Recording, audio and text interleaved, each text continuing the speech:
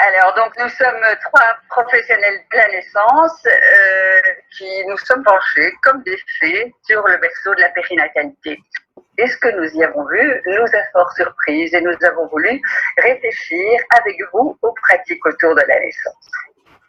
Et on a voulu présenter ça sous forme de dialogue parce que, en fait, on s'est réunis à trois et on a parlé de ce qu'on avait vu, de ce qu'on avait ressenti et de ce qu'on avait pensé.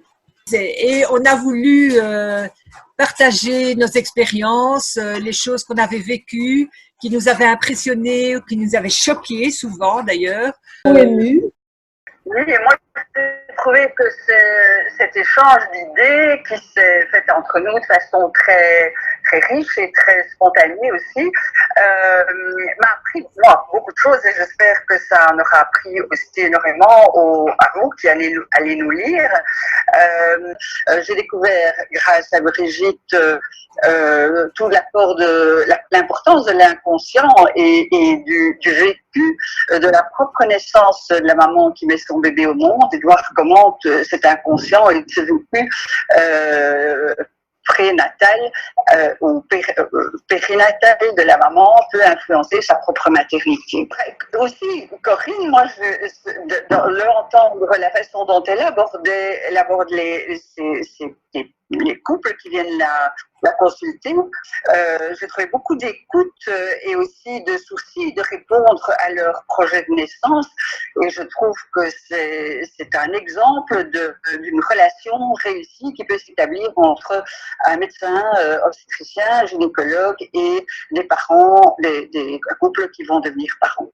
Eh bien, moi, j'ai trouvé super intéressant toutes les références à l'histoire, à la mythologie. Moi, j'ai appris beaucoup de choses et aussi par rapport à des réflexions même philosophiques qui étaient vraiment très intéressantes.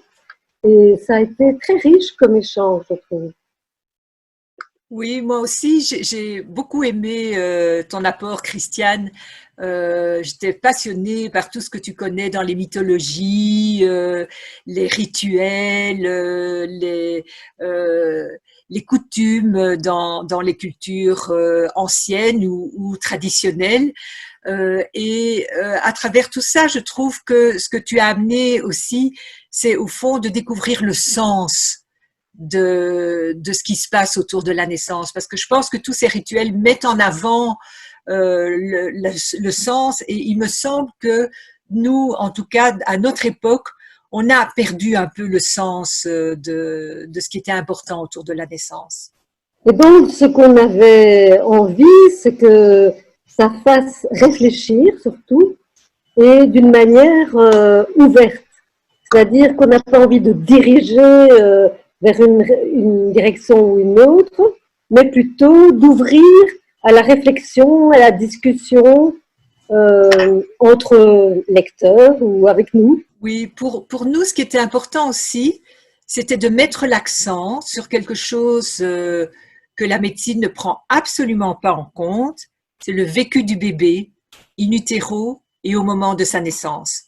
Et ça, je trouve que c'est vraiment important que les parents se rendent compte qu'il y a un vécu psychologique chez le bébé, qu'il y a une mémoire chez le bébé, et que tout ce qui se passe autour de la grossesse et de la naissance a un impact sur lui, qui peut d'ailleurs perdurer à beaucoup plus long terme.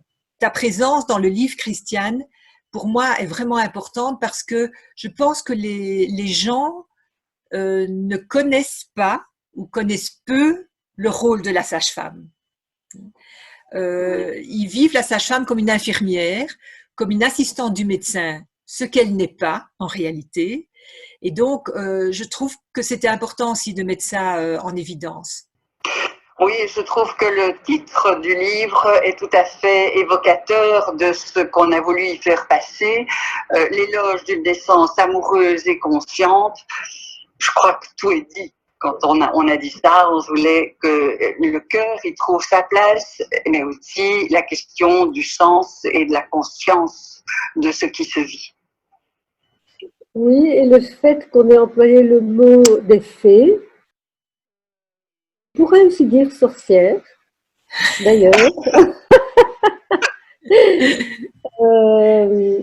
C'est aussi une image magnifique, je trouve, parce que c'est vraiment de la bienveillance. Le merveilleux aussi, hein? Oui. Le merveilleux, ouais. Ah ouais. Oui. On avait très très envie que les gens qui lisent le livre rentrent dans ce dialogue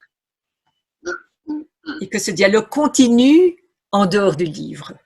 Et d'après les échos que j'ai de mes patientes, ça marche. Eh bien, on vous souhaite une bonne lecture. Une très bonne lecture. Et des bonnes discussions. Après. Oui, surtout.